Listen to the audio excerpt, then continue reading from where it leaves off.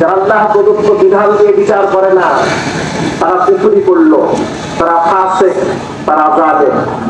নারী বিষয়ক সংস্কার কমিশন বর্তমান অন্তর্বর্তীকালীন সরকারের নিকটে যে দাবি করেছে, তন্মধ্যে অনেকগুলো দাবি সরাসরি কোরআন সুন্নাহ বিরোধী দাবি।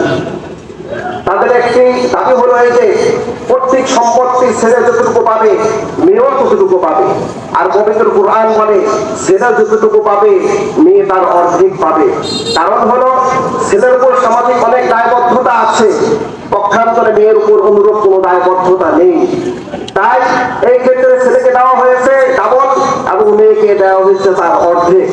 আবার বিবাহ সাথের ক্ষেত্রে ছেলে মেয়েকে মোহর দিবে, কিন্তু মেয়ে ছেলেকে কোনো যৌতুক বা মোহর দিবে না। এটাই ইসলামী বিধান। সুতরাং বিতর্কিত নারী সংস্কার কমিশনের দাবি অযৌক্তিক। 90% মুসলমানের দেশে অবৈধ কমিশনের অবৈধ দাবি বাস্তবায়ন করা যাবে না। যদি করা হয় পরিণতি ভালো হবে না। এই নারী কমিশনের দাবিকৃত আইন বাস্তবায়ন করার কারণে দেশে কোনো বিশৃঙ্খলা সৃষ্টি হলে এর পূর্ণ দায়ভার সরকারকেই নিতে হবে।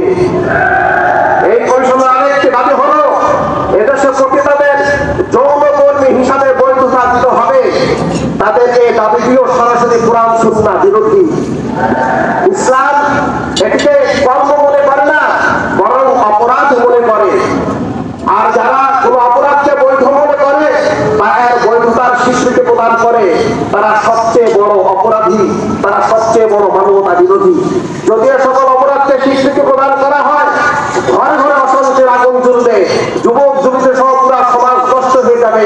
কোন সমাজ বা সামাজিকতা থাকবে না, থাকবে শুধু অপরাধ আর অপরাধ। আমরা মুসলিম সমাজ এ সকল দাবির তীব্র নিন্দা জানাই।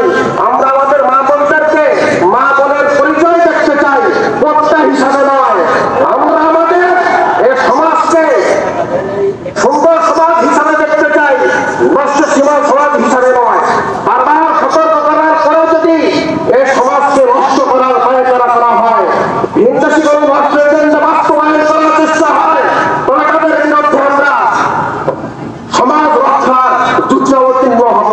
আমরা ৭১ রক্ত নদী করিয়ে স্বাধীনতা অর্জন করেছি, ২৪শে বিপন্ন স্বাধীনতাকে আবার রক্ত নদী করিয়ে পুনরুদ্ধার করেছি।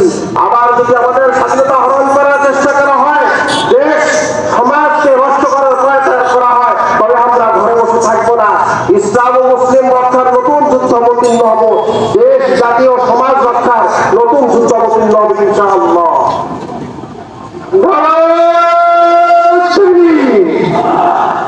কষ্ট হচ্ছে আপনাদের? খুব বেশি ঘেমে যাচ্ছেন মনে হচ্ছে। একটু ঘামলে, না ঘামলে তো রক্ত গরম হয় না, তাই না?